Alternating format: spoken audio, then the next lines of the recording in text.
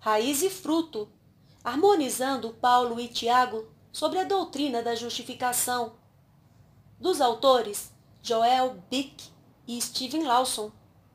Editora O Estandarte de Cristo, 2020, primeira edição. Você leu 2 sermões sobre Abraão e como ele foi justificado. No primeiro, o pastor Paulo diz muito claramente que nós somos justificados pela fé.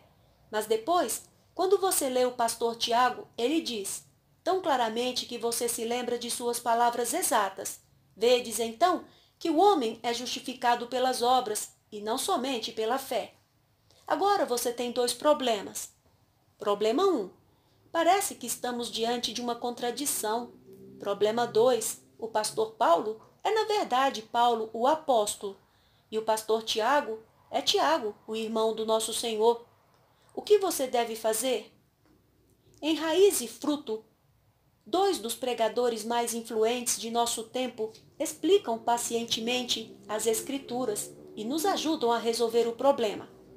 Alerta de spoiler de João Calvino. Se você acha que pode receber Cristo para justificação sem recebê-lo para santificação, você divide Cristo. Sinclair Ferguson.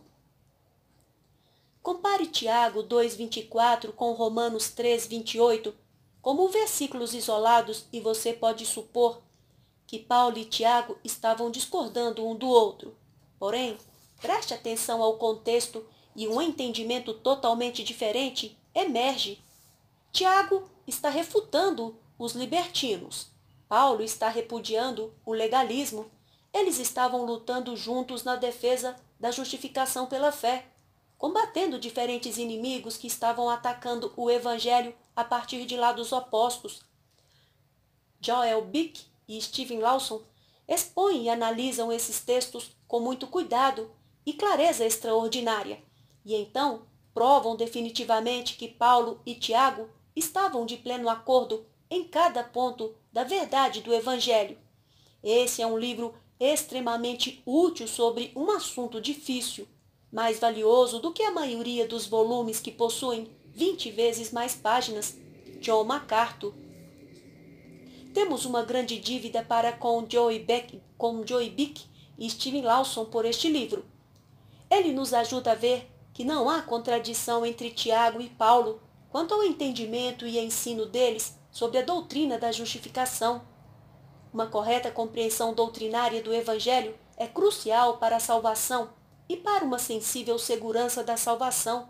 Portanto, nunca devemos permanecer confusos quanto ao Evangelho. Nossa salvação eterna é somente pela graça, através da fé em Jesus Cristo somente. No entanto, ela é uma salvação que produz boas obras. Leia este livro e você nunca mais ficará inseguro a respeito desse assunto. Conrad Mbewe, pastor da Igreja Batista de Kabwata, Lusaka, Zâmbia. Sumário, Introdução. Capítulo 1. A raiz da justificação. Capítulo 2. Os meios da justificação. Capítulo 3. A fé salvífica. Capítulo 4. O fruto da justificação. Capítulo 5. Fé que não salva. Capítulo 6. Justificado pelas obras ou pela fé. Capítulo 7. A raiz produz o fruto. Introdução. Nós devemos estar certos sobre a doutrina da justificação por várias razões importantes. Em primeiro lugar, essa doutrina não está apenas no coração do Evangelho, mas ela é o Evangelho. Em segundo lugar, a doutrina da justificação é o maior antídoto contra a heresia. Quase todas as heresias têm se originado a partir de um entendimento errado acerca dessa doutrina. Em terceiro lugar, a justificação é um grande incentivo para uma igreja avivada. Somente Deus pode operar um avivamento, mas o verdadeiro avivamento nunca ocorre sem que antes haja a redescoberta de uma verdade bíblica tão básica quanto a justificação pela fé somente. Em quarto lugar, a justificação tem grande impacto sobre uma vasta gama de problemas pastorais, tais como a falta de segurança da fé e a incapacidade de lidar com as aflições de um modo de um modo cristão. Quinto, toda a vida cristã é pouco mais do que uma descoberta contínua da glória e do poder da justificação. A tragédia de nossas vidas cristãs é a razão pela qual talvez haja tão pouco poder em nossa santificação contínua. E por que deixamos de nos maravilhar com a nossa justificação? Porém, uma coisa é reconhecer que é crucial estar certo sobre a justificação por muitas razões importantes, mas outra coisa é responder de maneira prática e pastoral à pergunta: quem é justificado? Suponha por um momento que você é pastor e sua igreja exige um testemunho verbal de uma profissão de fé confiável perante os pastores e presbíteros para que alguém se torne um membro. Permita-me apresentar-lhe dois homens, o senhor João e o senhor Carlos, dois casos típicos de teste que estão se candidatando à membresia de sua igreja e desejam participar da ceia do Senhor. Na presença dos seus presbíteros, você pergunta ao senhor João: com base em que o senhor acredita que é cristão e deve ser recebido na comunhão desta igreja? O senhor João responde: bem, eu acho que minha vida inteira demonstra que sou um cristão firme. Eu cresci na igreja e sempre fui religioso. Acredito que a Bíblia é a palavra inerrante de Deus e tenho crenças profundamente reformadas e bíblicas. Eu leio a Bíblia e oro todos os dias e nunca deixo de ir a um culto na igreja. Eu oferto meu dinheiro à igreja e contribuo generosamente com organizações cristãs e de caridade. Participo de todas as conferências reformadas que posso. Sou um marido fiel, um bom pai e um trabalhador honesto. Por esses motivos, creio que sou um cristão e confio que vocês me receberão em sua comunhão na igreja como um membro fiel. O senhor João sai da sala e o senhor Carlos se assenta diante de você. Você está um pouco preocupado com o que ele vai dizer, porque ele não tem frequentado a igreja regularmente. Você faz a mesma pergunta que fez ao senhor João e fica felizmente surpreso. O senhor Carlos responde de forma enérgica e sucinta: minha resposta é simples. Eu nasci de novo. Fui justificado, sou salvo e confio somente no sangue de Cristo para a salvação. Todo louvor seja a graça soberana de Deus. Aleluia. Então, você pede ao senhor Carlos que saia da sala por um momento enquanto discute esses dois casos. Você olha para seus presbíteros e percebe no rosto deles que estão mais impressionados com o senhor Carlos do que com o senhor João. Um presbítero diz com segurança: certamente não há dúvidas sobre o caso do senhor Carlos. Ele tem o que é fundamental. Ele conseguiu nos dizer as coisas certas sobre o que é ser salvo, ser justificado e ter Cristo. Podemos ser gratos por esse irmão, ser um crente evangélico. Você suspira e, em seguida, com tristeza, tira do seu bolso uma carta do antigo pastor do senhor Carlos. Irmãos, você diz, infelizmente, tenho em mãos uma carta que precisarei ler para vocês. Então, você começa a ler.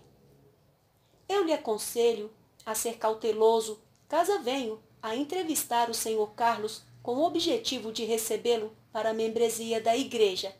Ele pode falar como um anjo, mas devo lhe avisar que ele é muito inconstante com isso em seu modo de viver. Por vezes, ele maltratou verbalmente a sua esposa de tal forma que ela perdeu todo o respeito por ele e, além disso, costuma ser grosseiro com os seus próprios filhos. Ele não consegue trabalhar honestamente por um dia sequer, tampouco aceita qualquer repreensão amorosa. No domingo, ele tem a aparência e o discurso de um crente maduro, mas durante a semana a sua vida não corresponde ao que ele professa. E agora, quem deve ser aceito? O senhor João? O senhor Carlos? Nenhum dos dois? Os dois? Permita-nos deixar esse assunto de lado por um momento antes de podermos responder a essas perguntas. Para ter um entendimento correto sobre a justificação e compreendê-la de forma prática e pastoral, a fim de responder a tais perguntas acertadamente, precisamos entender direito a relação de Paulo e Tiago sobre esse assunto crítico. A relação entre Romanos 3, 21 a 28 e Tiago 2, 14 a 26 há muito tempo tem sido uma fonte de controvérsia na Igreja. O apóstolo Paulo escreve em uma linguagem inquestionável que um homem é justificado somente pela fé, sem qualquer obra. Tiago parece contradizê-lo ao escrever em linguagem igualmente clara que um homem é justificado pela fé e pelas obras. E então, um homem é justificado pela fé ou ele é justificado pela fé e pelas obras? Será que Tiago contradiz Paulo? Será que Paulo está em controvérsia com Tiago? Quem está certo? Esse dilema sobre os meios da justificação há tempos tem intrigado muitos na Igreja. Uma porta de acesso ao céu. Há quase 500 anos, um professor da Bíblia, na Universidade de Wittenberg, chamado Martinho Lutero, ensinava o livro de Romanos aos seus alunos, quando se convenceu cada vez mais de que o tema central de Romanos é a justificação somente pela fé.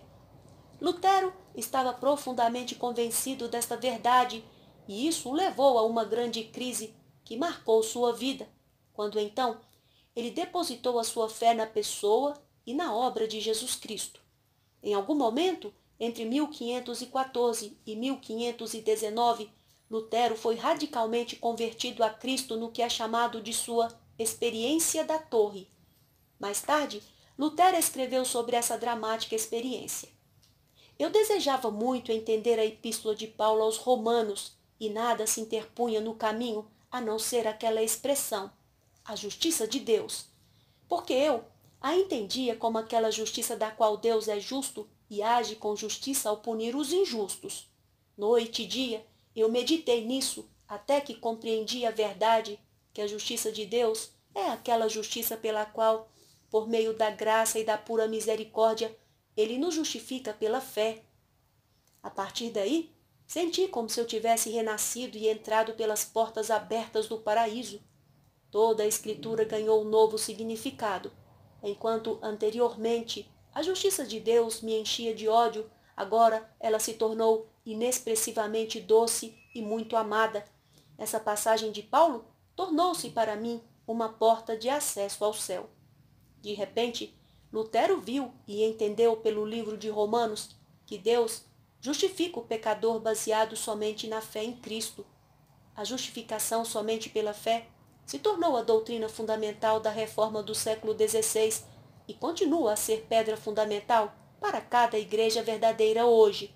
Como Lutero escreveu, esse é o próprio artigo sobre o qual a igreja permanece de pé ou cai. Isso é tão verdadeiro agora como foi no século XVI, quando Lutero lutou por essa doutrina, e no primeiro século, quando Paulo e Tiago escreveram. Alguns hoje, sob a nomenclatura da nova perspectiva sobre Paulo, defendem essencialmente uma salvação com base em fé e obras, afirmando que a salvação se baseia na fé e na perseverança em boas obras. É claro que, como veremos, a verdadeira fé sempre se manifesta em obras, mas não somos salvos pela fé acrescida de obras perseverantes. Deus usa somente a fé como instrumento de salvação. Uma epístola de palha. Pouco tempo depois, Lutero veio ao livro de Tiago e procurou dar sentido ao que ele diz sobre a justificação pela fé e pelas obras. Na introdução, a primeira edição do seu Novo Testamento alemão, escrita em 1522, Lutero fez a seguinte observação frequentemente citada sobre o livro de Tiago. As epístolas de São Paulo, especialmente as de Romanos, Gálatas e Efésios, bem como a primeira epístola de São Paulo, são os livros que mostram Cristo e ensinam tudo o que é necessário e abençoado saber, mesmo que nunca vejamos ou ouçamos qualquer outro livro ou doutrina. Portanto, a epístola de São Tiago é uma epístola de palha em comparação com aquelas, pois não possui qualquer característica evangélica. Lutero chamou a carta de São Tiago de epístola de palha, o que significa que ele a considerou fraca, de pouco conteúdo ou substância em relação ao Evangelho. Lutero ficou confuso. Ele não estava negando a inspiração do livro de Tiago ou sua canonicidade. Antes, ele estava menosprezando seu valor para a Igreja em comparação com o livro de Romanos, porque Tiago, segundo as suas considerações, contém poucos ensinamentos sobre as grandes doutrinas do Evangelho, das quais Lutero havia se tornado um defensor ferrenho. A principal fonte do desconforto de Lutero com Tiago era a Igreja Católica Romana e seus ensinamentos sobre a justificação pela fé e pelas obras. Lutero estava certo de que Tiago não é um tratado doutrinário per si. Em vez disso, é um livro intensamente prático, não é um manual sobre a justificação, mas sobre a santificação. A questão é: como harmonizar Romanos e Tiago nessa questão da justificação? Paulo diz claramente que a justificação é pela fé, à parte das obras, e Tiago afirma que é pela fé e pelas obras. É útil notar que os reformadores identificaram corretamente um princípio interpretativo-chave chamado de analogia da fé ou analogia da Escritura. Esse princípio hermenêutico afirma que a Bíblia inteira fala com uma só voz, ou seja, a Escritura nunca pode contradizer a si mesma. Toda a Escritura é uma tapeçaria da verdade na qual cada fio de doutrina é perfeitamente tecido, fazendo uma declaração da verdade. A Bíblia apresenta um plano de salvação. Logo, sabemos que Paulo e Tiago não podem contradizer a si mesmos. Eles falam com uma só voz, mas como? Trataremos dessas duas passagens separadamente e depois buscaremos harmonizá-las. Capítulo 1. A raiz da justificação. Mas agora se manifestou sem a lei a justiça de Deus, tendo testemunho da lei e dos profetas, isto é, a justiça de Deus pela fé em Jesus Cristo, para todos e sobre todos os que creem, porque não há diferença, porque todos pecaram e destituídos estão da glória de Deus, sendo justificados gratuitamente pela sua graça, pela redenção que há em Cristo Jesus, ao qual Deus propôs para a propiciação pela fé no seu sangue, para demonstrar a sua justiça pela remissão dos pecados dantes cometidos, sob a paciência de Deus, para a demonstração da sua justiça neste tempo presente, para que ele seja justo e justificador daquele que tem fé em Jesus. Onde está, logo, a jactância? É excluída. Por qual lei? Das obras? Não, mas pela lei da fé. Concluímos, pois, que o homem é justificado pela fé, sem as obras da lei. Romanos, capítulo 3, versículo 21 a 28. Primeiramente, olharemos para Romanos, capítulo 3 e 4, sob o título A Raiz da Justificação. Começaremos em Romanos, capítulo 3, versículo 21, e prestaremos uma atenção cuidadosa às preposições. O que vemos é que a justificação é pela graça, versículo 24, pela ou através da fé, versículo 22, 25, 28 e 30, em Jesus Cristo, versículo 24 e 26, sem as obras da lei, versículo 21 e 28. Essa é a raiz da justificação. Sem essa raiz, não pode haver justificação, pois todos pecaram e destituídos estão da glória de Deus, versículo 23. A justificação é pela graça através da fé em Cristo, sem as obras da lei. Uma justiça que vem de fora de nós. Em Romanos 3, 21, Paulo escreve: Mas agora se manifestou sem a lei a justiça de Deus, tendo testemunho da lei e dos profetas. Paulo quer dizer que a justiça que vem de Deus é totalmente distinta das obras da lei. As tentativas de cumprir a lei de Moisés não podem salvar. Ninguém no Antigo Testamento que viveu debaixo da lei ou dos profetas jamais foi salvo pela obediência à lei. Nenhuma quantidade de boas obras, fruto de observância à lei, poderia trazer um pecador a uma posição de justo diante de Deus. No versículo 22, Paulo continua: Isso é a justificação de Deus pela fé em Jesus Cristo. Em outras palavras, Deus concede a sua justiça àqueles que a recebem somente pela fé em Cristo. Lutero chamou essa justiça de uma justiça de fora ou uma justiça de outro. Isso significa que é uma justiça que está fora da pessoa que a recebe, uma justiça que vem de Deus e é dada gratuitamente ao pecador que crê em Jesus Cristo. Essa justiça que vem de fora não se origina no crente. O crente não a realiza a partir de si mesmo. Ao contrário, ela vem do alto, é concedida livremente ao pecador que crê somente em Jesus Cristo para a salvação. No final do versículo 22, Paulo declara: para todos e sobre todos os que creem, porque não há diferença.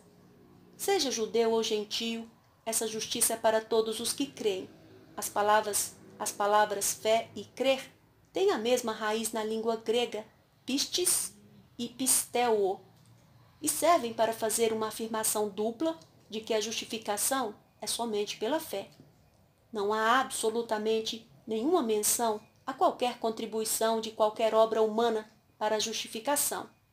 De fato, no início do versículo 21, Paulo diz enfaticamente que a justificação é sem as obras da lei. Nada poderia ser mais claro do que isso. Por que todos precisam ser justificados pela fé? Paulo explica em Romanos 3, 23 e 24. Porque todos pecaram e destituídos estão da glória de Deus, sendo justificados. Ser justificado é Deus declarar o pecador culpado como justo, o que concede a ele uma posição de plena aceitação diante de Deus. A justificação é a declaração forense de Deus, que acredita a perfeita observância da lei e da justiça do seu Filho ao pecador que crê. Para que não haja qualquer mal-entendido, Paulo acrescenta: sendo justificados gratuitamente pela sua graça, pela redenção que há em Cristo Jesus, ao qual Deus propôs para propiciação pela fé no seu sangue, versículo 24 e 25. A justificação é somente pela graça e para pecadores e merecedores. Essa justiça é concedida como um dom gratuito. Não há absolutamente nada que um ser humano caído e pecador possa fazer para merecê-la. Ela é recebida exclusivamente pela fé, um fato ensinado de modo claro no versículo 22 e 25. Além disso, ela está somente em Cristo, como afirmam os versículos 22 e 24, e sem a lei, de acordo com o versículo 21. Como o grande mestre que era, Paulo ensina essa verdade tanto com uma negação quanto com uma afirmação positiva. Paulo nos diz como a justificação não é recebida e também como ela é recebida. Não há espaço para qualquer mal-entendido. A justificação, como Paulo afirma, não é pelas obras da lei, mas somente pela fé. E é a partir desses mesmos versículos e do seu contexto que nasceram os grandes solas da Reforma. A justificação é sola gratia, somente pela graça, sola fide, somente pela fé, solus Christus, somente em Cristo. Essa é precisamente a essência do Evangelho, e nos versículos 25 e 26 Paulo diz: para demonstrar a sua justiça pela remissão dos pecados dantes cometidos sob a paciência de Deus, para demonstração da sua justiça neste tempo presente, para que ele seja justo e justificador daquele que tem fé em Jesus. O apóstolo declara que a morte de Cristo é o único motivo da justificação e que a fé é o seu meio exclusivo. Nada poderia ser mais claro do que isso. A justificação é somente pela fé em Cristo. O contraste entre as obras e a fé. Começando no versículo 27 de Romanos 3, Paulo agora lida com o contraste entre as obras e a fé para que não haja nenhum mal-entendido. Ele o apresenta como uma situação de esta ou aquela, nunca como uma proposta de esta e aquela. A fé e as obras são mutuamente exclusivas, nunca inclusivas, no que diz respeito aos meios da justificação. No versículo 27, Paulo pergunta: onde está logo a jactância? Todo o seu argumento é que se a justificação for por obras, devemos nos vangloriar em nós mesmos, mas se a justificação for somente pela fé, então não há jactância. Onde está logo a jactância? É excluída.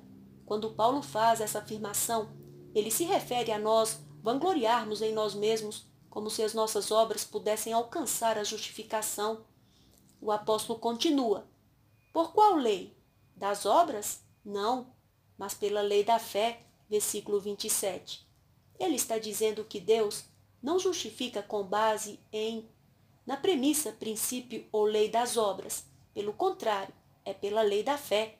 Na verdade, é somente pela lei da fé. O versículo 28 é enfático e dogmático. Concluímos, pois, que o homem é justificado pela fé sem as obras da lei. Quando Lutero traduziu esse versículo do Novo Testamento grego de Erasmo para a língua alemã, uma obra que ele iniciou enquanto se refugiava no castelo de Wartburg, ele acrescentou a palavra somente. Embora ela não seja encontrada no texto original, o reformador fez isso para que não houvesse mal-entendidos entre o povo alemão quanto aos meios da justificação.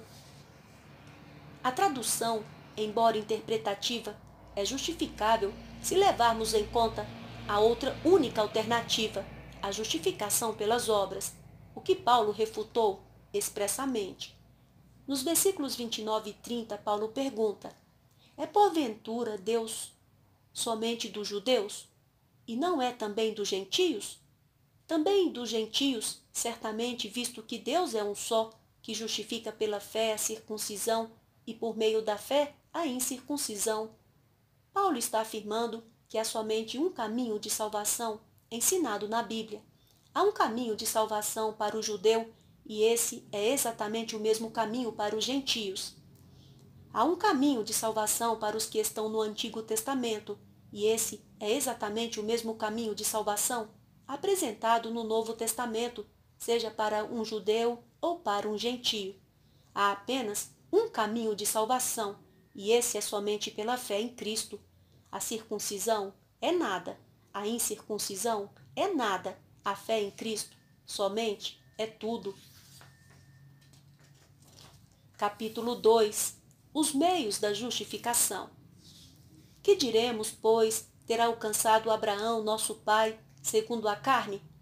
Porque se Abraão foi justificado pelas obras, tem que se gloriar, mas não diante de Deus.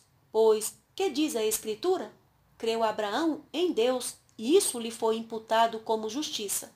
Ora, aquele que faz qualquer obra, não lhe é imputado o galardão segundo a graça, mas segundo a dívida. Mas aquele que não pratica, mas crê naquele que justifica o ímpio, a sua fé lhe é imputada como justiça. Romanos 4, 1-5. Paulo prossegue com o argumento da sola fide em Romanos capítulo 4 e se volta para o pai de toda a nação de Israel, Abraão. Como Abraão foi salvo no Antigo Testamento? Abraão foi salvo pelas obras ou pela fé? Paulo agora mostra que Abraão foi justificado pela fé, sem qualquer obra humana. De fato, Romanos capítulo 4 ilustra o ensino de Romanos capítulo 3. Paulo passa a demonstrar o que ele ensinou em Romanos 3 a partir da vida de Abraão, versículos 1-5, e de Davi, versículos 6-8. O apóstolo não conseguiria apresentar duas pessoas mais estimadas do Antigo Testamento do que Abraão e Davi. Ele mostra que esses dois homens foram salvos somente pela fé. Começando no versículo 1. Que diremos, pois, ter alcançado Abraão, nosso pai, segundo a carne? A pergunta trata da justificação. O que Abraão descobriu sobre a justificação? No versículo 2, Paulo responde a pergunta, porque se Abraão foi justificado pelas obras, tem que se gloriar. Tem de que se gloriar. Se Abraão pudesse ser suficientemente bom para encontrar aceitação diante de Deus através das suas próprias obras, ele poderia se gloriar da própria bondade humana. Mas Paulo acrescenta no final do versículo 2, mas não diante de Deus. Isto é, se ele estivesse se gloriando em suas próprias obras, certamente não seria diante de Deus. A razão está no versículo 3. Pois, que diz a Escritura? Paulo agora apela para o Antigo Testamento, afirmando que a justificação sempre foi somente pela fé. Como um advogado que apresenta provas diante de um tribunal, assim Paulo cita Gênesis 15:6, na segunda metade do versículo 3. Creu Abraão em Deus, e isso lhe foi imputado como justiça. Esse versículo ensina que a justificação é o ato pelo qual Deus acredita a sua perfeita justiça à conta espiritualmente falida do pecador culpado e condenado que crê em Cristo. Estamos todos espiritualmente falidos diante de um Deus santo, Romanos 3, 23. E o salário do pecado é a morte, Romanos 6, 23. Não possuímos em nossa conta nenhum capital espiritual que mereça uma posição de direito diante de Deus. Na justificação, Deus toma a própria justiça de Jesus Cristo e a imputa à nossa conta. Essa transação é realizada pela fé. Quando Deus examina os seus livros no céu e olha ao lado de nosso nome, ele vê a perfeita justiça de Cristo que nos foi imputada com base na fé. A fé somente, o único meio de justificação. O fundamento para a transferência de tão vastas riquezas para nossa conta não é simplesmente a fé, mas somente a fé. Em Romanos 4:3, Paulo nos diz: Pois, que diz a Escritura? Creu Abraão em Deus e isso lhe foi imputado como justiça. A justificação é a imputação legal da justiça de Deus à conta de Abraão e foi feita exclusivamente com base na fé salvífica. Expondo este versículo, Teodoro Beza comenta: Abraão não foi justificado e feito pai dos crentes por qualquer uma das suas próprias obras, quer anteriores ou posteriores à sua fé em Cristo, como lhe foi prometido, mas puramente pela fé em Cristo, ou o mérito de Cristo foi imputado a ele pela fé para a justiça.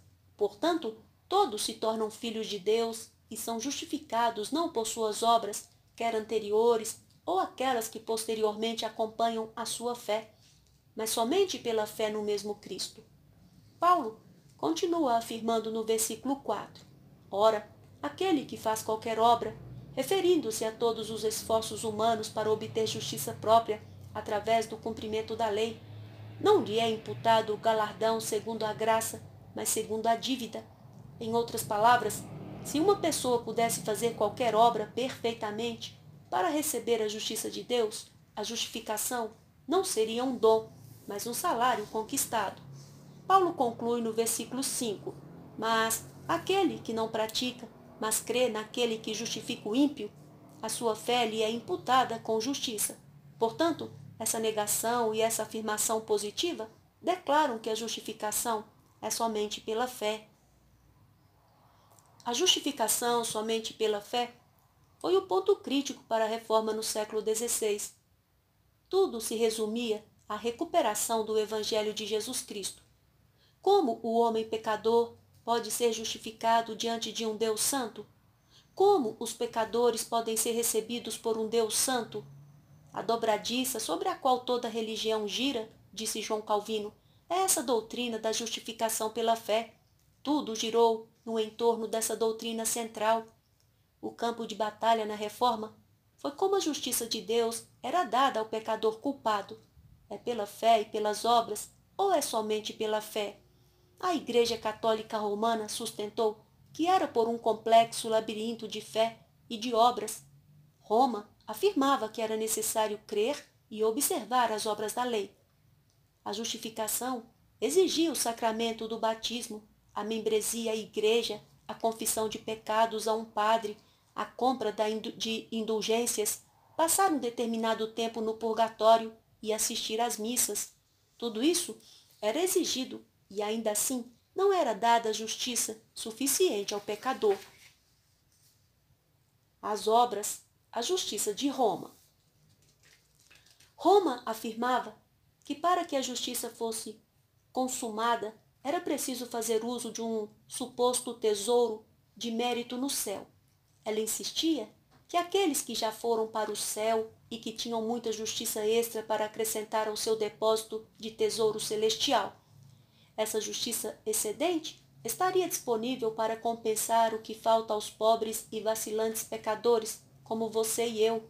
Assim, se esses outros meios de graça não fossem suficientes, uma justiça adicional poderia ser extraída do tesouro de mérito.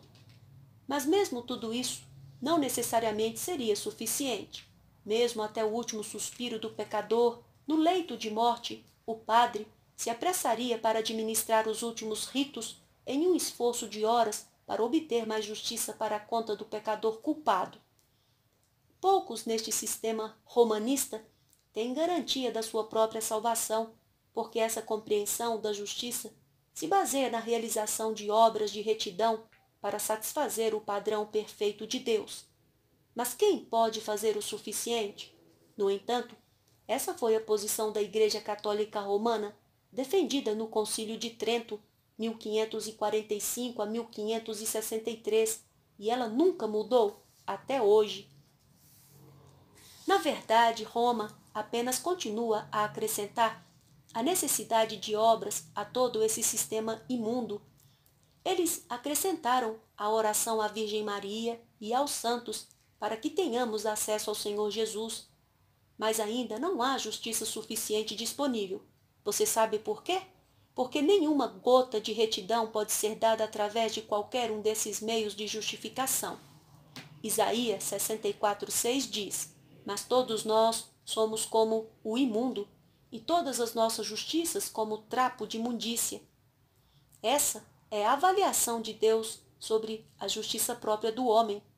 A palavra para trapo da imundícia se refere ao que era usado durante o ciclo menstrual de uma mulher. Nossas obras de justiça própria são como trapos repugnantes diante de um Deus santo.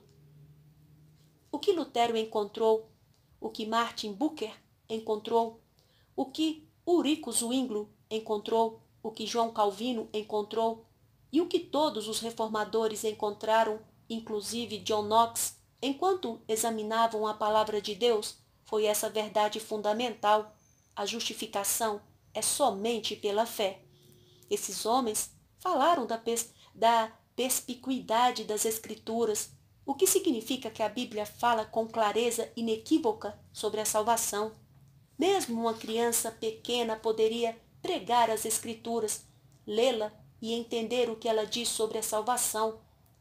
A verdade seria muito clara para qualquer pessoa que lesse a Bíblia em dependência do Espírito, a saber que a justificação é somente pela fé, sem qualquer obra humana. Esse foi o canhão disparado no século XVI, o tiro que se ouviu ao redor de todo o mundo e que continua a reverberar até hoje. Capítulo 3. A fé salvífica.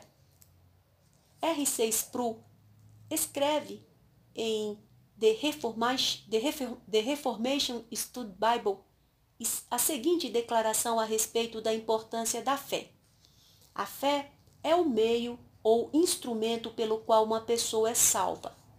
Os cristãos são justificados diante de Deus pela fé. Sproul esclarece o que é a verdadeira fé salvífica. A fé não pode ser definida em termos subjetivos, como um sentimento ou uma decisão otimista. Tampouco é uma ortodoxia passiva. A fé é uma resposta dirigida a um objeto e é definida pelo que é crido. A fé cristã é a confiança no Deus eterno e em suas promessas asseguradas por Jesus Cristo. Ela vem pelo Evangelho na medida em que ele é compreendido através da obra graciosa do Espírito Santo. O que é a fé salvífica? Quando Sproul diz fé cristã, ele quer dizer fé salvífica ou uma fé viva. Uma fé verdadeira que salva. Ele acrescenta: a fé cristã é um ato pessoal que envolve a mente, o coração e a vontade, bem como é dirigida a um Deus pessoal e não a um ídolo ou a uma ideia. Sproul está afirmando que a fé salvífica é um ato pessoal dirigido a um Deus pessoal. Ele continua: É comum analisarmos a fé como envolvendo três pessoas. É comum analisarmos a fé como envolvendo três passos: conhecimento, concordância e confiança. O primeiro é o conhecimento ou compreensão do conteúdo do Evangelho, ou seja, primeiro devemos conhecer a verdade do Evangelho de Jesus Cristo. Esse é um ato pessoal dirigido à verdade proposicional que nos fala a respeito de um Salvador pessoal. Em segundo lugar, é uma concordância ou reconhecimento de que o Evangelho é verdadeiro. Portanto, não apenas devo conhecer a verdade, mas, em segundo lugar, devo concordar que essa é a verdade e deve haver acordo e consentimento em meu coração. Há uma persuasão de que isso é a verdade. Em terceiro lugar, a fé é confiança, o passo essencial para entregar o eu a Deus. Portanto, ela deve ir além da mente e das emoções, deve ir até o fim e afetar a vontade, onde há uma decisão definitiva e uma escolha que é feita pela qual eu rendo a minha vida e a entrego ao Senhor Jesus Cristo. Eu coloco a minha vida em suas mãos salvadoras e confio nele e somente nele para me salvar dos meus pecados e para me justificar diante do Pai que está nos céus. Pela obra do Espírito Santo, essa confiança em Cristo é a natureza da fé salvífica e ela é exatamente a fé a qual o apóstolo Paulo se refere. Antes de passarmos para a epístola de Tiago, vamos responder a dois questionamentos que talvez você possa ter. Primeiro, talvez você se pergunte: por que a salvação que nos justifica vem até nós somente pela fé? Aqui estão duas boas razões. Em primeiro lugar, Paulo nos diz repetidamente que é pela fé que estamos em Cristo. Veja Efésios capítulo 1. A fé nos leva a Cristo para que tudo o que Cristo fez por nós se torne realmente nosso. E ao tornar-se nosso, recebemos de Deus tudo o que Deus fez por nós em seu Filho. Pela fé, então, Cristo vem a nós revestido com as vestes da justificação. Em segundo lugar, a justificação é somente pela fé, porque é o plano de Deus nos salvar ao nos unir pessoalmente a Jesus Cristo de tal forma que nossa ligação com Jesus não contribui em nada para a nossa salvação. Isso faz parte da inexprimível sabedoria encontrada no Evangelho. O Evangelho não opera uma salvação em nossas cabeças, mas em nossas vidas, e a maneira como ele o faz em nossas vidas, sem jamais comprometer a graça, é que o meio pelo qual recebemos Cristo é por definição um meio que não contribui em nada para Cristo, antes recebe tudo de Cristo. A fé é, por definição, a recusa de confiar em mim mesmo e plena confiança nele. Portanto, a fé é um mandamento santo, uma necessidade pessoal e uma urgência imediata, segundo Reis 17:14, João 3:36. Há apenas fé ou condenação, Marcos 16:16. A fé é indispensável. Como escreveu John Flavel, a alma é a vida do corpo, a fé é a vida da alma, Cristo é a vida da fé.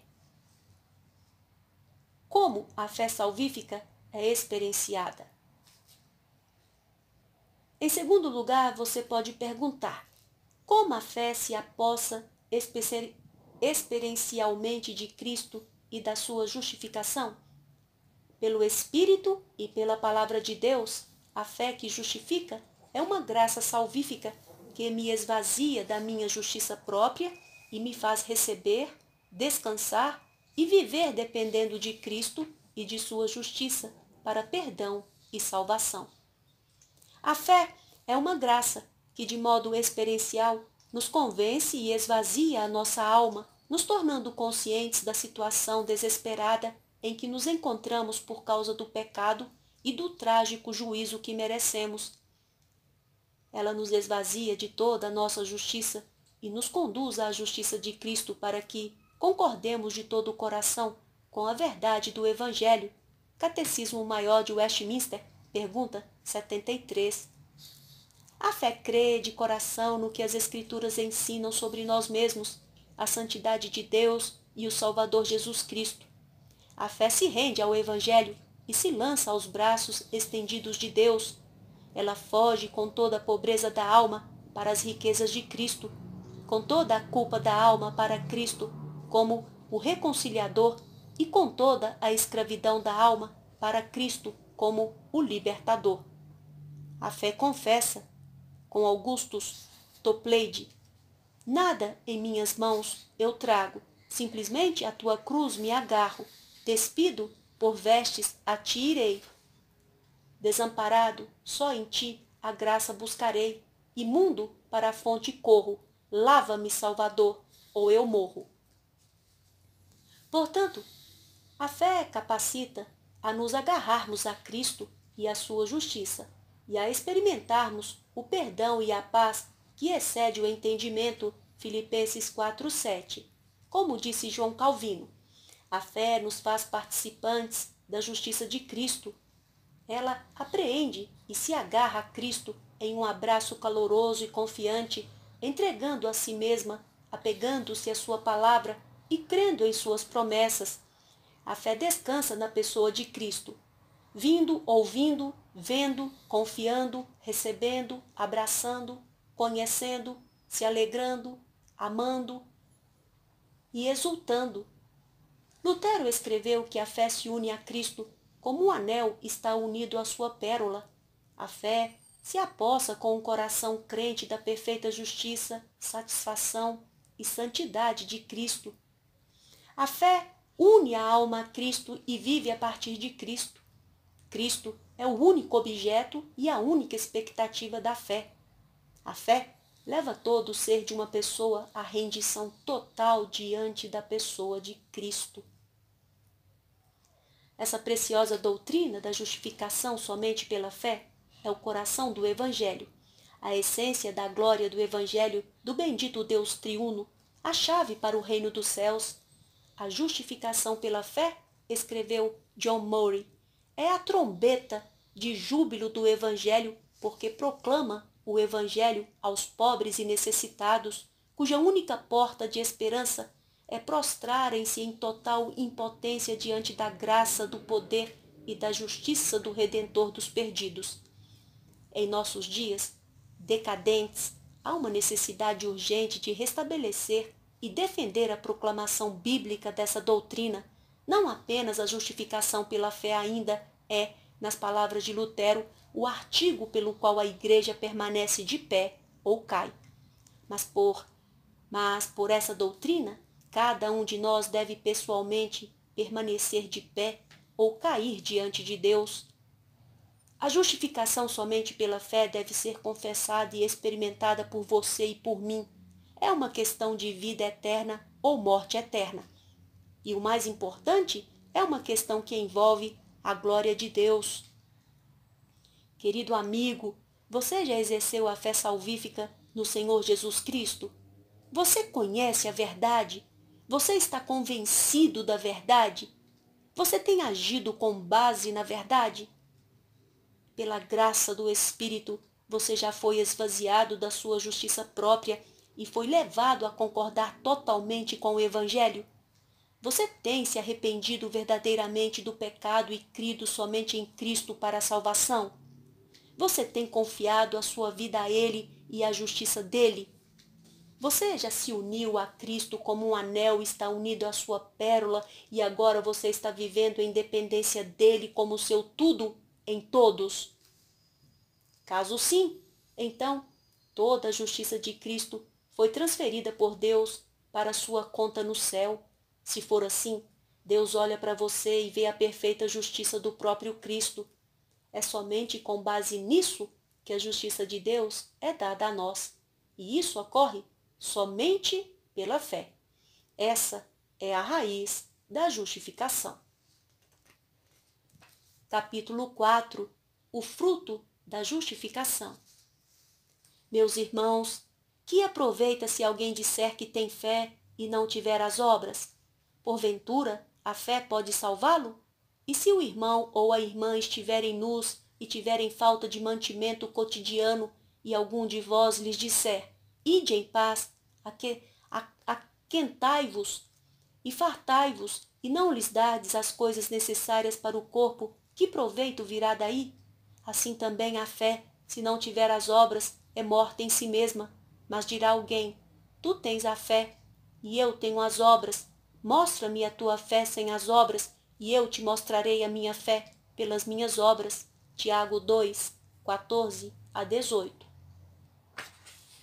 Vamos agora para Tiago capítulo 2, a fim de considerarmos o fruto da justificação. Onde quer que haja a raiz da fé salvífica, sempre haverá os seus frutos. Em Tiago 2, o meio-irmão de Cristo argumenta a necessidade do fruto.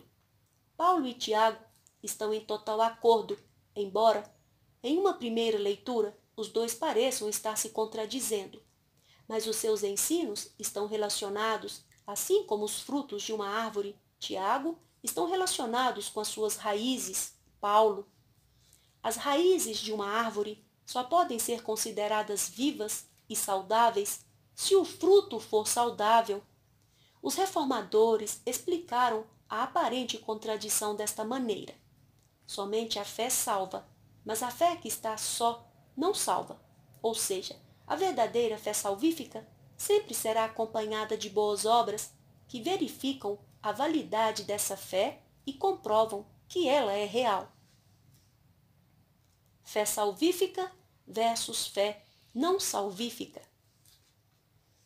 A Bíblia fala sobre uma fé que salva e uma fé que não salva. Fala sobre uma fé viva e uma fé morta, sobre uma fé verdadeira que nos une a Cristo e uma fé falsa que nos deixa separados de Cristo. Tiago aborda a diferença entre a fé verdadeira e uma fé falsa, entre uma fé que salva e uma fé que não salva. As pessoas frequentemente perguntam: como posso saber se minha fé é real? É isso que Tiago está abordando aqui, ao longo de sua epístola. Na verdade, toda a carta de Tiago está preocupada com a religião pura e imaculada, Tiago 1, 27. Começando no capítulo 2, versículo 14, Tiago introduz o tema da verdadeira fé salvífica. Ele pergunta: meus irmãos, que aproveita se alguém disser que tem fé e não tiver as obras? Porventura a fé pode salvá-lo? Tiago reconhece como é fácil alguém simplesmente dizer que tem fé. Alguém diz: como é fácil dizer, Senhor, Senhor. Como é fácil fazer uma profissão de fé. Como é fácil afirmar, sim, eu tenho fé no Senhor. Tiago está se dirigindo àqueles que simplesmente dizem que têm fé e, contudo, não têm boas obras em sua vida. Essa fé pode salvá-los? Tal fé é verdadeira? A fé sem obras é uma fé viva? A fé sem obras me une de modo correto ao Salvador e à sua justiça? Essa é a questão que Tiago levanta. Poderia haver uma questão mais crucial a ser feita? Palavras vazias, fé morta. Nos versículos de 15 a 16, Tiago dá um exemplo. E se o irmão ou a irmã estiverem nus, estiverem em falta de mantimento cotidiano, e algum de vós lhes disser, ide em paz, aquentai-vos e fartai-vos, e não lhes derdes as coisas necessárias para o corpo, que proveito virá daí? Isso é entendido como um ide em paz, aquentai-vos e fartai-vos, apático e insensível. São palavras vazias que emergem de uma fé morta, que não tem boas obras, como as do samaritano, que se movem para ajudar um irmão ou irmã que está em extrema necessidade. Tal pessoa pode falar sobre a fé, mas se não há ação, não há fé real. Para que serve dizer que você tem fé se ela não está ativa? É possível proferir palavras, mas se não há obras para sustentá-las, trata-se apenas de conversa religiosa, vã. Há uma total desconexão entre as palavras e o modo de agir. O versículo 17 diz: assim também a fé, se não tiver obras por si só, está morta. Tal fé que não age é uma fé morta, não é fé. Agora entendemos por que os reformadores disseram: somente a fé salva, mas a fé que está só não salva. A antepenúltima palavra desse versículo, só, é a chave. Se a fé está só, isso significa que nenhuma obra está crescendo a partir dela. Essa fé é uma fé morta. Qualquer que seja a profissão de fé que uma pessoa faça, é uma profissão morta. Qualquer que seja o testemunho que essas pessoas dê, é um testemunho morto. Não há realidade viva quanto à sua afirmação sobre ter fé. Tal fé é uma fé que não salva. Aquém da fé verdadeira. R.C. Sproul continua a falar sobre esse tema na The Reformation Study Bible. Quando Tiago diz que a fé sem obras é morta, ele está descrevendo uma fé que conhece o Evangelho. O Dr. Sproul diz que, primeiro, os fatos estão na mente e, segundo, tal pessoa até concorda com eles. Há uma persuasão interior da sua veracidade, escreve Sproul, mas ela permanece aquém da confiança em Deus. Como descrito em Tiago 2,17, a vontade não passa a ação de modo a entregar sua própria vida a Cristo. Essa pessoa nunca confiou a sua vida ao Senhor Jesus Cristo, nunca passou das trevas para a vida, nunca entrou pela porta estreita, nunca bebeu do sangue de Cristo e comeu de sua carne. Jamais recebeu a Cristo pela fé. Sproul escreve: o fracasso em crescer, desenvolver-se e dar frutos de justiça mostra que o dom gratuito de Deus em Cristo nunca foi recebido. A pessoa retratada no versículo 17, cuja fé não tem obras, que possui uma fé morta, é alguém que professa Cristo, mas não o possui. É alguém que diz que tem fé no Senhor, mas na realidade não a tem. Jesus advertiu: nem todo o que me diz Senhor, Senhor, entrará no reino dos céus, mas aquele que faz a vontade de meu Pai, que está nos céus. Mateus 7:21. A evidência está na obediência ativa.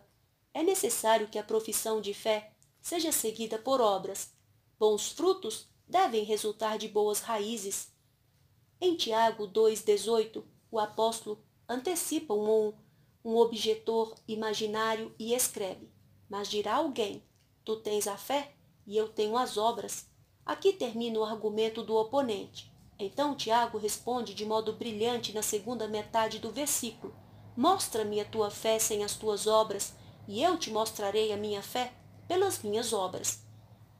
A única maneira de você saber que a sua fé é uma fé real e salvífica, diz Tiago, é através da evidência objetiva de uma vida verdadeiramente transformada, uma vida que produz o fruto de boas obras.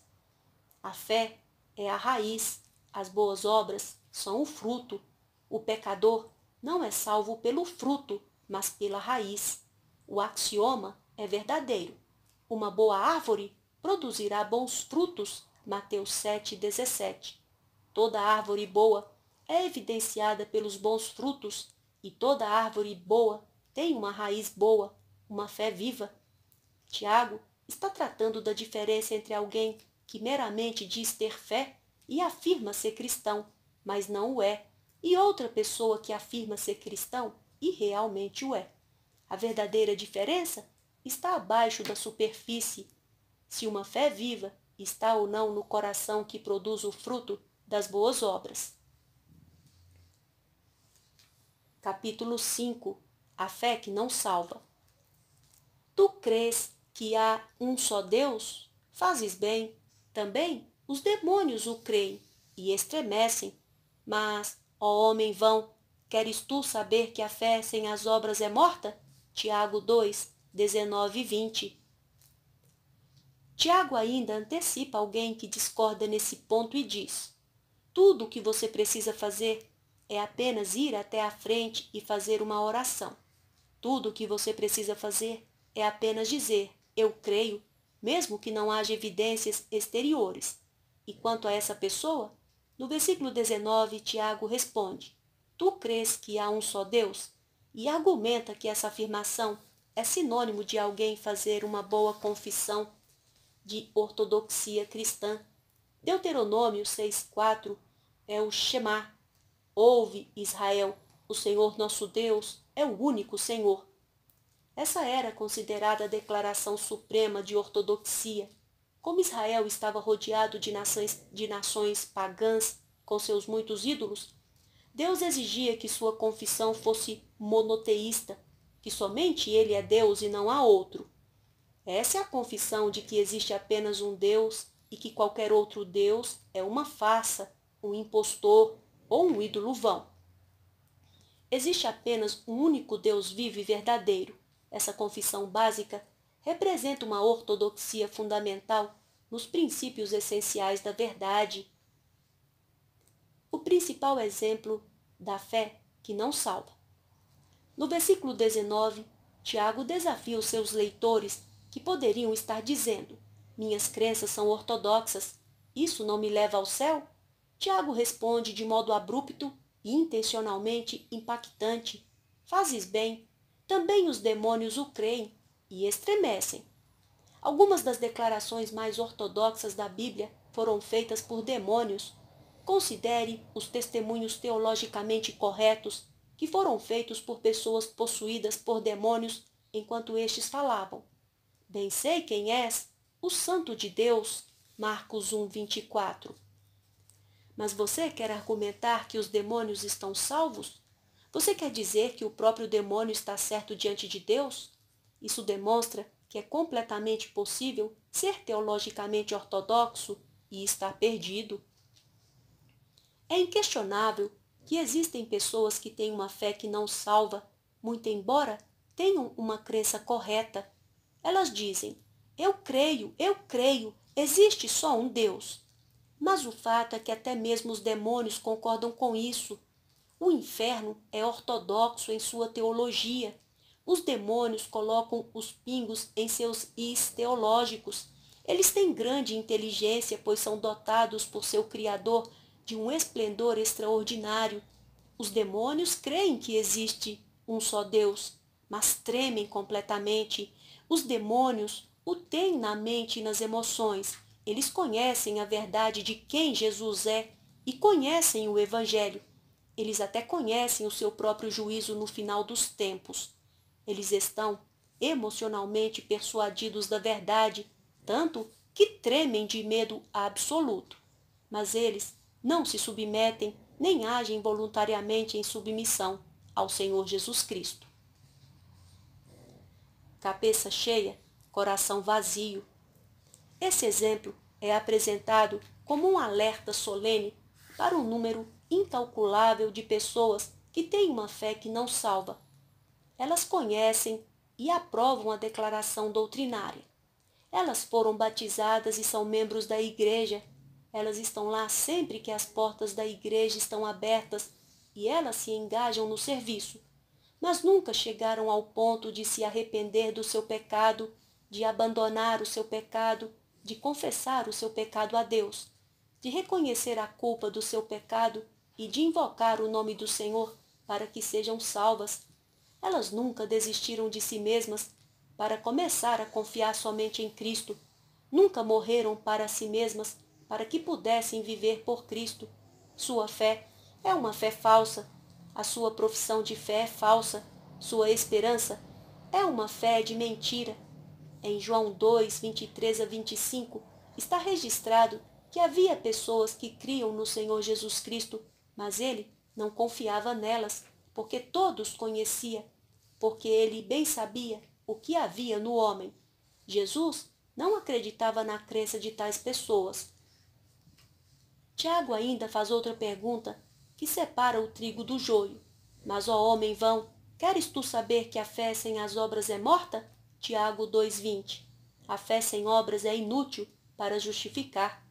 Tiago está rogando que tais pessoas, que estão enganando a si mesmas, desistam do seu testemunho morto. Isso é tomar o nome do Senhor em vão ao extremo. Ele está perguntando: você não está disposto a desistir de se apegar a essa sua fé que não salva e que não tem boas obras? A fé sem obras é inútil para que você entre no reino de Deus. Ela é inútil para uni-lo ao Deus vivo. Tal fé não recebe a justiça que vem de Deus.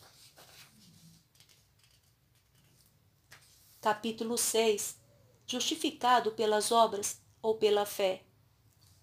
Porventura, o nosso pai Abraão não foi justificado pelas obras quando ofereceu sobre o altar o seu filho Isaque? Bem vês que a fé cooperou com suas obras e que pelas obras a fé foi aperfeiçoada. E cumpriu-se a escritura que diz: E creu Abraão em Deus, e foi-lhe isso imputado como justiça, e foi chamado o amigo de Deus. Vedes então que o homem é justificado pelas obras e não somente pela fé.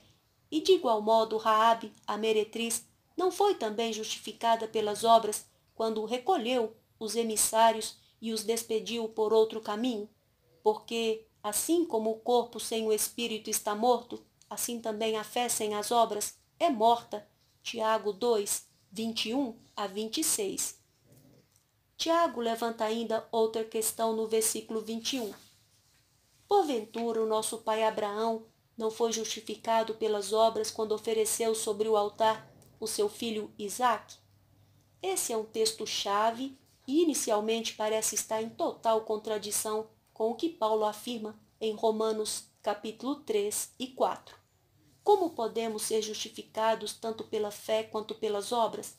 Como podemos desatar esse nó? Duas observações importantes devem ser feitas aqui. Primeiro, essa referência à ocasião em que Abraão ofereceu Isaque é encontrada em Gênesis 22. Entretanto, quando Paulo citou, a partir do Antigo Testamento, que creu Abraão em Deus e isso lhe foi imputado como justiça, ele se referiu a Gênesis 15 e não a Gênesis 22. Essa é uma distinção crucial porque Gênesis 15, 6 é quando Abraão exerceu a fé salvífica em Deus e foi justificado. Gênesis 15 é quando Deus transferiu a sua própria justiça perfeita para a conta moralmente falida de Abraão. Mas o versículo 21 menciona Gênesis 22 e o que aconteceu posteriormente em sua santificação. Um evento que ocorreu 3 décadas após Abraão ter sido justificado pela fé. Esse é um tipo diferente de justificação. Justificado pelas obras? Em Gênesis 22, Abraão já estava salvo. Essa justificação que ele recebe então foi justificado pelas obras, significa que a fé de Abraão estava sendo validada como genuína. Em Gênesis 22, a fé de Abraão foi confirmada como uma fé verdadeira e viva. No versículo 21, Tiago menciona aquele ponto crucial na vida de Abraão, quando ele foi chamado por Deus para pegar o seu filho, o seu único filho Isaque, e subir ao cume do Monte Moriá e oferecê-lo a Deus no altar. Esse foi um teste para a veracidade de sua fé, uma validação da autenticidade de sua fé. Abraão já havia sido justificado pela fé, mas agora sua fé estava sendo justificada pelas obras. As suas boas obras estavam autenticando a validade da sua fé, uma fé exercida pela primeira vez 30 anos antes. Abraão não foi justificado de modo forense em Gênesis 22 e nem foi declarado justo por Deus ali. Essa declaração legal ocorreu 3 décadas antes, em Gênesis 15. Em Gênesis 22, a fé de Abraão está sendo justificada, ou seja, a sua fé está sendo validada como uma fé verdadeira, viva e salvífica através daquele teste de sua obediência. Testes de fé ocorrerão na vida de todos os crentes. Deus levará todos os seus justificados a certas provas que servem como pontos críticos. Essas são oportunidades para demonstrar a genuinidade da nossa fé como crentes justificados. A verdadeira fé foi exercida no momento da nossa conversão. Uma provação não é nosso ponto de entrada no reino. Ela se torna simplesmente uma confirmação e validação de que nossa fé é verdadeira. Uma fé que opera. Tiago amplia o seu argumento no versículo 22, quando escreve: Bem vês que a fé cooperou com as suas obras. Isso é a verdadeira fé, uma fé operosa. A verdadeira fé é uma fé viva, que tem pernas para andar, que se põe de pé, caminha e se move em obediência a Deus. Isso é o que Abraão tinha. Ele tinha uma fé viva, agia, e que o impulsionou a subir o monte para sacrificar Isaque a Deus. O versículo 22 continua: e que pelas obras a fé foi aperfeiçoada. Abraão tinha uma fé que agia. Uma fé que não age não é a fé verdadeira. A expressão foi aperfeiçoada significa que a fé deve ser levada a grau maior de maturidade. Ela precisa ser mais plenamente amadurecida. Essa mesma palavra é usada anteriormente em Tiago, capítulo 1. Meus irmãos, tende grande gozo quando cairdes em várias tentações, sabendo que a prova da vossa fé opera a paciência. Tenha, porém, a paciência, a sua obra perfeita, para que sejais perfeitos e completos, sem faltar em coisa alguma. Versículo 2 a 4. Isso soa exatamente como Abraão oferecendo Isaque. Tiago está dizendo que Deus traz provas em nossas vidas para desenvolver e aprofundar a nossa fé. A palavra perfeito ilustra frutos que são trazidos à maturidade e ao pleno desenvolvimento. Assim acontece com a fé. Isso não significa que a nossa fé se torna absolutamente perfeita, mas que ela está crescendo, se desenvolvendo e amadurecendo por meio das provações que enfrentamos. Pela graça do Espírito, ao sermos exercitados e desenvolvidos pelas provações em nossas vidas, a fé é levada a um maior grau de maturidade. O teste da fé significa que ela está sendo aprofundada e ampliada à medida que respondemos de modo apropriado, quando fazemos escolhas em obediência a Deus, em meio a provações difíceis. Isso desenvolve e amadurece a nossa fé. Mas enquanto estivermos acomodados, observando os outros de modo passivo, sofremos de atrofia espiritual. Os músculos da nossa fé enfraquecem. Porém, quando nos levantamos, nos movemos e exercitamos nossos músculos espirituais, nossa fé está sendo aperfeiçoada. Isso é o que Tiago está afirmando no versículo 22. Tiago ensina a sola fide. No versículo 23, Tiago escreve: e cumpriu-se a escritura que diz: e creu Abraão em Deus, e foi-lhe isso imputado como justiça. Tiago cita a passagem que Paulo menciona em Romanos 4:3. Essa é outra indicação de que Paulo e Tiago não estão se contradizendo, já que eles estão até mesmo apelando para a passagem da Escritura do Antigo Testamento em Gênesis 15. Ambos estão ensinando a justificação somente pela fé, mas Tiago está indo além do ato inicial de justificação para o processo contínuo de santificação. Tiago está dizendo que somente a fé salva, mas a fé será testada a fim de dar evidência de que a fé é verdadeira. Ele está argumentando que alguém não pode simplesmente dizer que é cristão sem que haja evidência clara de uma fé crescente que produz boas obras. Se Tiago estivesse ensinando a justificação forense pela fé e pelas obras, ele teria apenas dado um tiro no próprio pé. Por que ele citaria Gênesis 15:6, se o principal texto prova a justificação pela fé, a menos que ele cresce nisso? Antes, ele está trazendo exatamente o mesmo argumento que Paulo em Romanos. Tiago é ousado em citar esse versículo. Deixe-nos ser claros. O versículo 23 faz referência a Gênesis 15, quando Abraão foi justificado pela fé, enquanto os versículos 21 e 22 fazem referência a Gênesis 22, 30 anos depois, quando a fé de Abraão foi justificada pelas obras.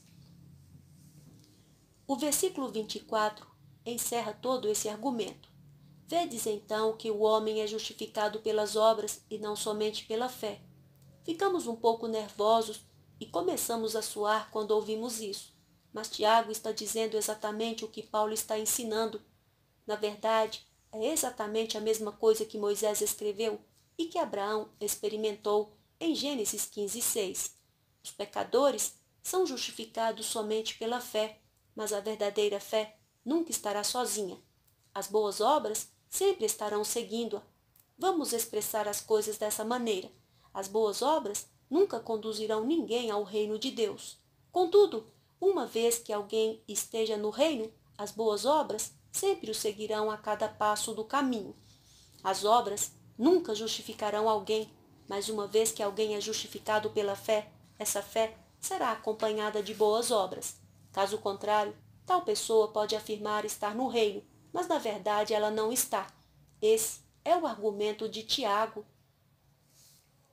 Se a raiz da justificação não produz frutos, a raiz está morta. Logo, o fruto justifica a justificação. Raabe, nenhuma obra para salvá-la. Então, quem pode ser salvo? Tiago diz uma palavra de encorajamento exatamente sobre essa questão no versículo 25. Não importa quão pecador você é ou quão longe de Deus está.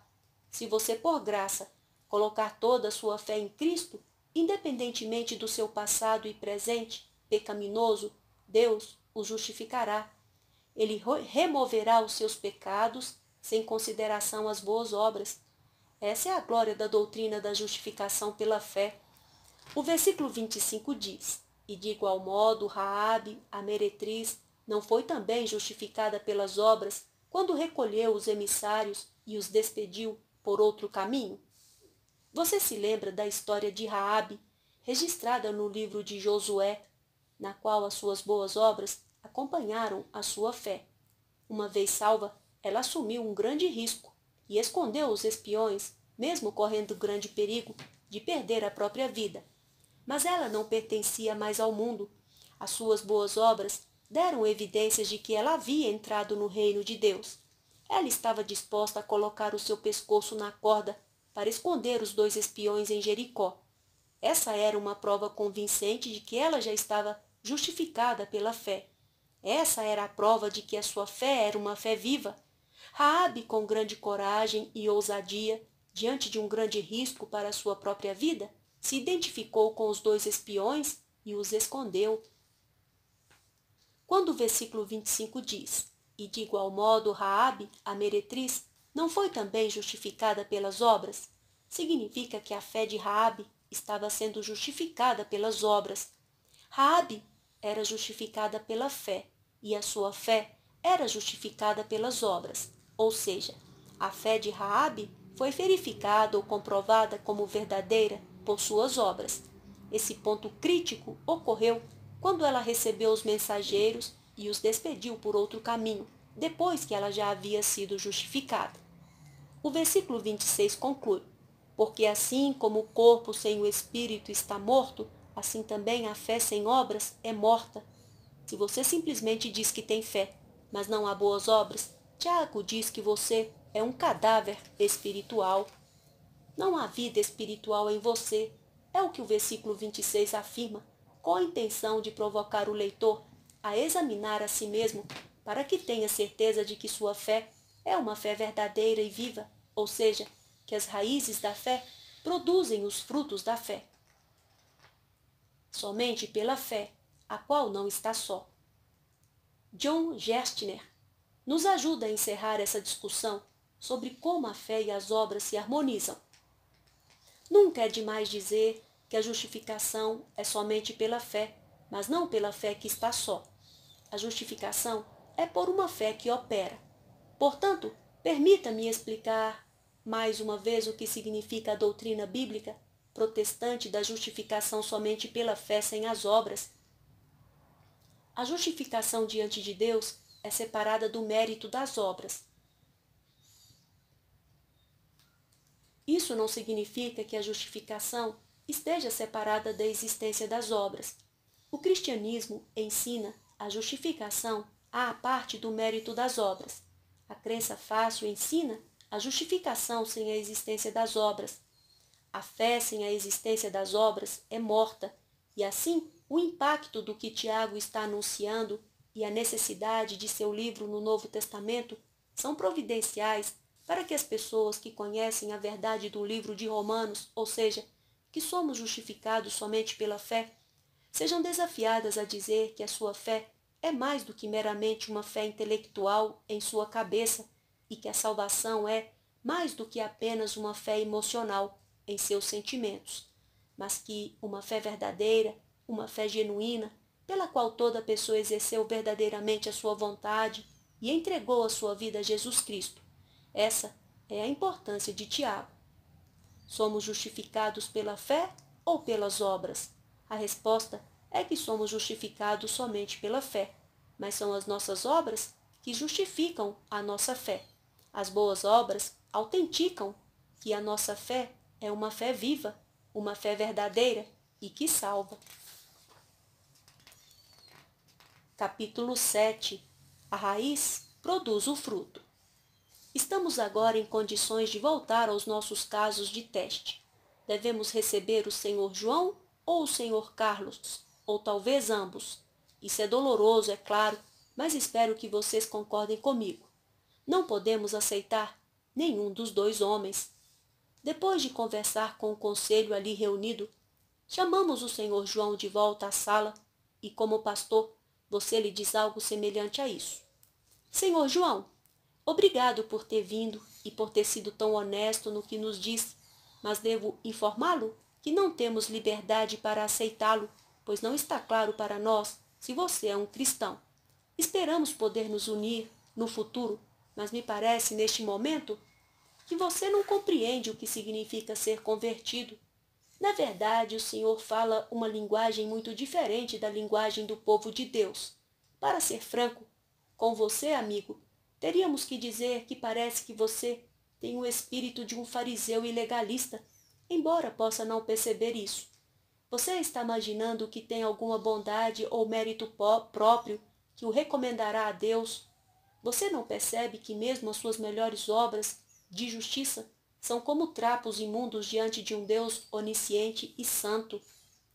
O tipo de ensino que o Senhor João precisa entender corretamente é o de Paulo, que o homem é justificado somente pela fé sem obras. O Senhor João precisa ler e meditar em oração nos livros de Romanos, Gálatas, Efésios e Filipenses, nos quais Paulo nos declara que a justiça de que precisamos não é a nossa própria justiça. Em Filipenses, Paulo disse como ele já tinha a justiça da lei como judeu e se vangloriava de seus pais, de seus antepassados, da sua circuncisão e de toda a sua pureza segundo a lei cerimonial. Então ele disse que encontrou Cristo e o que ele afirmou em seguida?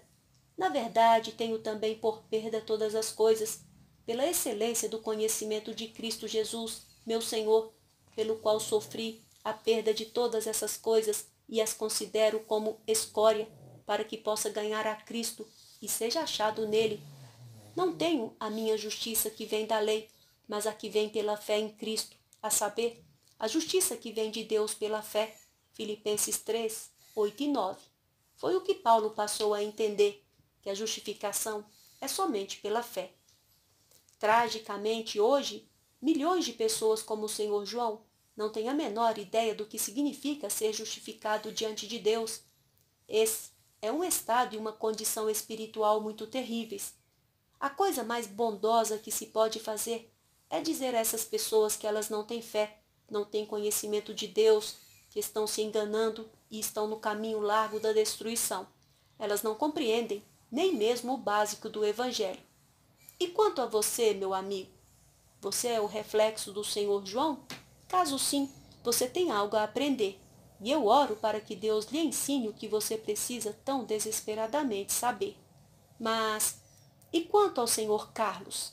Infelizmente, há muitos como o Senhor Carlos ao nosso redor. Eles nos lembram o Senhor Loquaz. O livro O Peregrino, de John Bunyan. O problema deles é o oposto do Senhor João. O Senhor João é um legalista, já o Senhor Carlos é um antinominiano. Ele tem todas as palavras certas, mas não possui nada para provar a realidade do que ele diz. A sua língua fala muito, mas a sua vida não mudou. Não há nada de santo nesse homem. Ele fala e nada mais. O Senhor Carlos precisa ler e refletir em oração sobre a epístola de Tiago. Na verdade, Tiago escreveu a sua epístola exatamente para o tipo de evangélico hipócrita que o Senhor Carlos tristemente representa. Tiago diz a tais pessoas: mas dirá alguém: tu tens fé e eu tenho as obras. Mostra-me a tua fé sem as tuas obras, e eu te mostrarei a minha fé pelas minhas obras. Tiago 2,18. Permita-nos perguntar-lhe: você vê frutos sendo produzidos em sua vida? Os frutos das boas obras que brotam da raiz da fé? Há um desejo em seu coração de viver em obediência a Deus? Você vê uma prática crescente, habitual, progressiva de justiça em sua vida? Nós não estamos perguntando se você é perfeito ou se jamais peca. Nenhum de nós atende a esse padrão, mas você percebe em seu coração o desejo de querer seguir a palavra de Deus e o Senhor Jesus Cristo? Você é convencido quando peca? Você se sente verdadeiramente arrependido quando cai em pecado? Você sente que seu amor pelo mundo diminui cada vez mais? Você encontra dentro de si mesmo um amor cada vez maior pelas coisas de Deus? Você observa em sua vida uma prática crescente de justiça? Se você diz sim ao responder a essas perguntas, ainda que seja um sim tímido, certamente há uma verdadeira fé enraizada dentro de você, a qual está produzindo frutos. Não é necessariamente uma grande fé em Deus que salva, mas sim a fé em um grande Deus. É a presença de boas obras que autentica a sua fé. Enquanto você observa essas coisas, elas testemunham que a sua fé é uma fé viva, uma fé verdadeira e salvífica. As suas raízes da fé não são mortas e artificiais, mas vivas e genuínas. Se por outro lado você vê uma dicotomia em sua vida, ou seja, você vem à igreja aos domingos e ouve a palavra de Deus, depois volta para o mundo e não há mudança de vida, então isso é motivo de grande preocupação. Isso é um motivo para se perguntar: a minha fé é verdadeira? É uma fé viva? A raiz da fé graciosa existe dentro de mim? Somente a fé salva, mas a fé que salva nunca estará sozinha. Ela sempre será acompanhada de boas obras, mesmo que essas sejam apenas uma realidade pequena, mas crescente. Se você observa essas boas obras, você pode saber que Deus está operando em sua vida, tanto o querer quanto o realizar, segundo a sua boa vontade. Você pode saber que tem a vida eterna ao ver surgir a partir do seu coração tais boas obras. Pela graça, você pode concluir: esta certamente deve ser uma obra sobrenatural da graça em meu interior. Somente Deus pode fazer você crescer da meninice espiritual, passar pela infância e mocidade, até que se torne um homem jovem ou uma mulher jovem na fé, e então avançar para a maturidade da vida adulta espiritual no Senhor. À medida que, enquanto você observa esse crescimento em sua vida, ele traz a autenticação de que sua fé em Cristo é genuína. A fé é um dom de Deus e ela não vem de nós mesmos. Quando Deus dá o dom da fé, ela é viva. Ela sempre será viva e dará provas de si mesma através das boas obras. Paulo e Tiago falam com uma só voz enquanto ensinam a justificação pela fé. Eles apenas olham para essa fé a partir de perspectivas diferentes. Paulo expõe aqueles que dizem ser salvos porque realizam os rituais da lei e diz que eles podem ser salvos somente pela fé em Cristo. Ele está nos sondando a fim de examinar as raízes da nossa justificação. Tiago expõe o hipócrita que afirma ter fé, mas cuja afirmação é contrariada por suas ações. Os seus frutos são artificiais, o que, por sua vez, prova que as suas raízes são artificiais. Paulo diz que somente a fé salva, e Tiago acrescenta que a fé que salva nunca está sozinha. A fé salvífica é uma fé que age. Se nós somos verdadeiros cristãos, a raiz da justificação deve produzir o fruto da justificação. Terminamos aqui a leitura do livro Raiz e Fruto, harmonizando Paulo e Tiago sobre a doutrina da justificação, dos autores Joel Bick e Steven Lawson.